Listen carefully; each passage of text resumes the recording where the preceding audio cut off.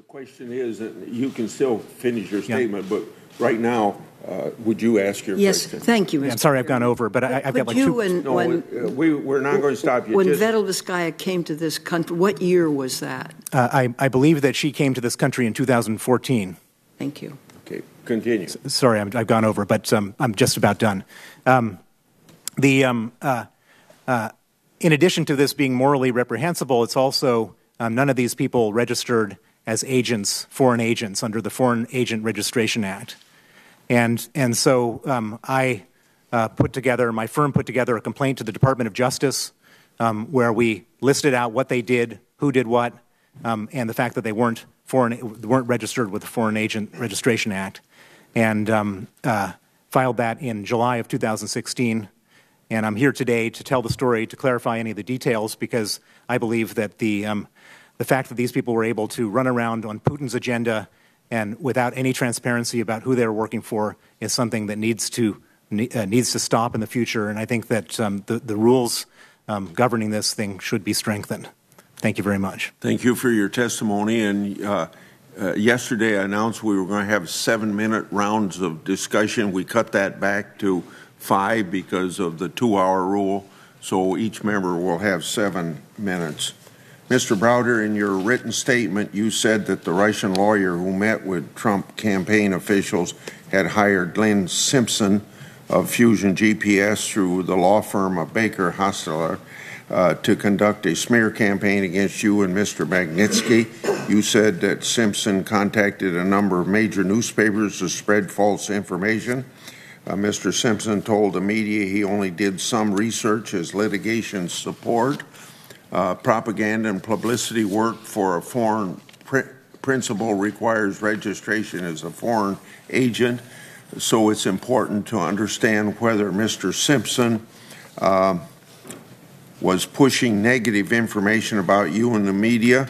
So I have several questions along this line. Could you explain exactly how Mr. Simpson manipulated the media to smear you and undermine the Magnitsky Act, and how do you know about that? So yes, so Glenn Simpson was calling a number of journalists, pitching a story to the journalists as the Magnitsky Act was being debated in Congress. The story that he was pitching was that Sergei Magnitsky had not been murdered, but he died of natural causes, that Sergei Magnitsky wasn't a whistleblower, that he was a criminal, and that the story that I had told the U.S. Congress was incorrect about Magnitsky, and therefore the Magnitsky Act should be repealed. Yeah. That was the story he was pitching. I know that he was pitching that story because a number of journalists who were pitched by him came to me to ask me about it. He was unsuccessful for the most part in getting that story written, but that doesn't take away from the fact that he was trying to get that story published. And that is not litigation support. It's impossible for me to see how it could be litigation support because had those stories been written and during the litigation that he was supposed to be supporting, any juror who had read those stories would have been disqualified from being on the jury. And so that could only have been for the purpose of manipulating and trying to change legislation here in Washington. Your complaint and your testimony today have outlined a multi-pronged effort by this group of unregistered foreign agents. Were they working together in a coordinated campaign, or were these separate, isolated efforts, and how do you know? And then what basis do you have for believing that Fusion GPS's efforts were in the interest of the Russian government rather than in the interests of Prevzan Holdings? To answer your first question, this entire effort was under the auspices of Natalia Veselnitskaya. She was one organizing it. It was a highly resourced operation. It was being paid for by her client, which was the Kotsev family of Russia. The Kotsev family were paying the bills. Pyotr Kotsev, who is the patriarch of the Kotsev family, is a senior Russian government official. He was the former transport minister of the Moscow region, which is a region the size of France. He's currently a vice president of Russian Railways, which is the second most important state company after Gazprom, and he's a senior member of the Putin regime. In terms of in terms of, could you repeat the second part of your question? What basis do you have for believing Fusion GPS's efforts were in the interest of the Russian government rather than the interests of Prevazon Holdings? The work that Fusion GPS was doing to repeal the Magnitsky Act couldn't have had any benefit to Prevazon Holdings, because Prevazon Holdings was under investigation by the Department of Justice for specific money laundering statutes, and even if even if they had been successful in repealing the Magnitsky Act, which is a 1 in a million shot, even if they had been successful, it wouldn't have had any bearing on the case against them by the Department of Justice. And therefore, it's hard to see how that could have in any way been supporting a litigation as opposed to trying to change a policy. Okay. There have been media reports alleging that some of the stolen Magnitsky money went to a Russian investment bank firm called Renaissance Capital. What can you tell us about that, and what is Renaissance Capital's connection, if any, with the Russian government? Renaissance Capital is a Russian investment bank. It was headed by, at the time of this crime, by a man named Stephen Jennings, a New Zealander who lives in London. And he was the CEO. The chairman was, or I should say, another senior official was a British citizen of Russian origin named Igor Sigurian. On their staff at Renaissance Capital, they trumpeted the fact that they had a number of former FSB officers on their staff. I should point out that there's no such thing as a former FSB officer. It's a lifetime commitment. And in the Department of Justice investigation into Prevazon Holdings, they determined that $13 million from the crime that Sergei Magnitsky uncovered, exposed, and was killed over went to the bank accounts of Renaissance Capital in the United Kingdom. I think you said this, but let me make sure about Renaissance Capital's connection, if any, with the Russian government. So Renaissance Capital is connected to the Russian government through ex-FSB employees who are at the senior level of Renaissance Capital. Okay. This issue is also important to the committee. That same Russian bank, Renaissance Capital, paid President Bill Clinton $500,000 for a June 2010 speech in Moscow.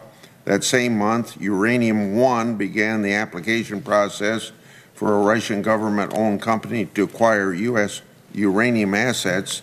The review of this takeover was done by the Committee of Foreign Investments, and Secretary Clinton's State Department was one of the approval authorities. Renaissance Capital reportedly assigned a buy rating to Uranium One, so it raises a number of issues.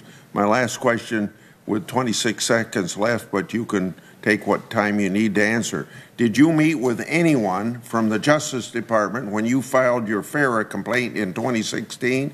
If so, who initiated the meeting, you or them? Did the Justice Department ever follow up with you on the information that you provided in your complaint and its appendices, or let you know whether they had acted on your complaint? I had two contacts with the Justice Department. One was a conference call with the head of the FARA division and her subordinates, and then the other was a in-person meeting here in Washington to follow up on the complaint. In both instances, it was initiated by my firm, and other than providing information, I have no knowledge of what happened afterwards. Okay. Senator Feinstein. Thanks very much. Indeed, you're a very brave man. I respect that, and I respect your loyalty to Mr. Magnitsky. Yeah. Having said that, Mr. Browder, it's hard for me to understand why the Magnitsky Act still sticks in the craw of Russia and what Veselnitskaya would have to do with that. That's not going to be reversed. There's no chance. And it seems to me that the Putin government would understand that. So what is the nature of that feeling, obsession, whatever you want to call it? It's a good question. I believe that there are two reasons why Vladimir Putin why this is Vladimir Putin's single most important foreign policy priority. The first reason is, as I mentioned in my testimony, we have evidence that Vladimir Putin's nominee, Sergei Roldugin, who's a famous cellist who was exposed in the Panama Papers, received some of the proceeds of this crime. If you remember, this is a cellist who's worth $2 billion. Excuse me, the crime being what they took from your office. The $230 million of taxes that we paid. He received some of that $230 million. And so Vladimir Putin, I believe, to be the richest man in the world. I believe he's worth $200 billion. That money is held all over the world in banks in America and all over. The purpose of Putin's regime has been to commit terrible crimes in order to get that money, and he doesn't want to lose that money by having it frozen. So he personally is at risk of the Magnitsky Act. It's a very personal, venal issue, which is why the first reason why he's so upset. The second reason is that in order to get that $200 billion, he's had to instruct a lot of people working for him, let's say 10,000 people working for him, to do terrible things, to arrest, kidnap,